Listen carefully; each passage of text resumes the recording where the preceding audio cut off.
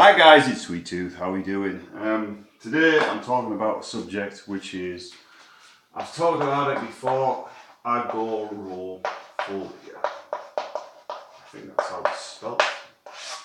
Right, so agoraphobia is basically where you can't face the outside world. Now, I am suffering from agoraphobia, or agoraphobia as they call it. Basically, you just can't face the outside world, even people coming to the door. I've just had the meter man round, and I'm not at that stage where I can't answer the door. But if we look at stuff, I'm going to put the lights on. There we go. If we look at things from an agoraphobic's point of view, all right. There's the world, okay, and there's you, and you're just like, can't handle that. That's just getting in your head space. It's just absolutely no good. What I've got at the moment is that I've what's called as avoidance, as my therapist called it. Basically, I would say I'm about here on the scale. I'm not happy, so that's depressing me. I can't handle the outside world at the moment, and I can't handle people, and I'm avoiding stress as well, and that's a problem with agoraphobia. And it's normally brought about by stress or a really bad time in our past, or feeling judged. I'll give you a prime example. Whenever I go and collect wood for free, I feel like I'm going around there and I feel like people are judging me, like, oh, here comes the scrounger. But that's just that's my mind, but it might not be theirs, but that's how I feel. And so therefore, how I feel, it's a bit like when we were talking about OCD. Your mind, okay, you've got people down here, right? Or let's say, we'll assume they're the people and they're judging you or laughing at you. Like, that's how I feel, you know. So I feel people are laughing at me because I'm doing certain things and so forth. I can't handle it. Also, as you know, I don't know if I've mentioned it, but I'm a supporting artist as well. But I get emails off a guy called Sid. He runs the SO department. He sent me an email, but I'm not going to chase it up. I mean, I've said, yeah, I'll do Tuesday, Wednesday, Thursday, Friday. They say, well, yeah, when can you be available? And I'm like, yeah, just let me know. But I'm not at that stage where I'm going to go chasing him. You know, he knows where I am. I'm not confident. I mean, if I go, I go. If I don't, I don't. I'm not really bothered either way, because what it is, if imagine that's you, all right, and then this is the stress, okay, and also fear, and also potentially upset, all right, by going outside, you're fearing that. And also I fear being judged as well. I can't know if it's good judged, yeah. So you've got all those fears going around in your mind, and so it creates a circle like that. So you start here in your day, worrying about going outside, what you're going to face, blah de blah, is people going to judge me, the fear of coming to the door, the confrontation of the door, upset by people looking at you, maybe judging you. Have you come to the door in your pyjamas, or your shorts, or your boxer shorts? I mean, I don't care, because I mean, I live in my place. You know, we're renting this place. It's not our own, but while we're here, we call it home. You know, I don't care. You know, if I'm in my dressing gown or my pajamas or boxer shorts, I don't care who comes to the door. You know, it's my personal space, and that's another problem. Personal space. Anyone growing into that personal space is a bit of a fear factor, isn't it? So it's kind of like there's you behind this wall, right?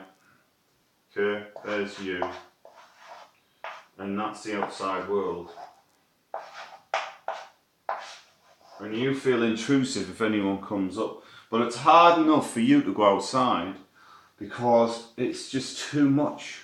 The outside world can be just too much. It's like going outside into the sun on a very hot day, and you can only take so much before you feel overwhelmed or start to burn. So it's a vicious circle, unfortunately. It is for me. And right now, I'm here, kind of like, that's my mood, alright? I'm quite down today, I don't know why. I could be it because it's a Monday, but I don't know why. This is the problem with anxiety, and agoraphobia is part of it. You can one day you can feel, or even it can go from hour to hour. One minute you can feel, hey, I'm happy. Next thing, you just take a nosedive, alright? Because you think in your mind that you've got to be getting on. There's the list of life, alright? I mean, I was going to do the garden today. I mean, it's been raining, so I'm like, well, I might do it tomorrow. I normally do it on a Monday, but I ain't going to beat myself up over it. I'm wearing my garden gear. But there's your list, and there's the outside world, okay? And people I just can't handle looking at or talking to people at the moment. Not even small talk. It's like, yeah, I mean, there is a way around this, of course. You can extend the proximity of time on the outside world. So say you go outside no more than 5 minutes, try and make it 10, if you can, if you can. All right. But it all depends on your mood. If you get up in the morning, you feel optimistic, you may want to venture out for a little bit more. You might even wander around to your friends or the town, but being an agoraphobic is like being a hermit. It's no different. And I am one of these people that like company, but I can handle being on my own for a while, although my own company does get me down at times. But the main thing is that you have to try and break this spell. Not spell. You have to break this circle. And you're putting a wall in between you and the outside world what isn't necessarily there. Alright, see me OCD has just gone onto that mark, so I'm not chipping it off. I was doing a cobweb the other day, so that's always about. So you've got a lot of emotions going on, and it's not just agoraphobia, it's OCD, it's also I'm going to be talking a little bit about dyslexia in the next video, and that's another subject that is stemmed off from agoraphobia, anger management, post-traumatic stress, all right, and all anxiety, as well as all the other things that I've talked about. So we have to break this circle somehow. So my advice is to try and dip your pinky into the pond of life a little bit more sometimes if you can. But if you can't, that's cool, because I do understand. I have a tough time with it.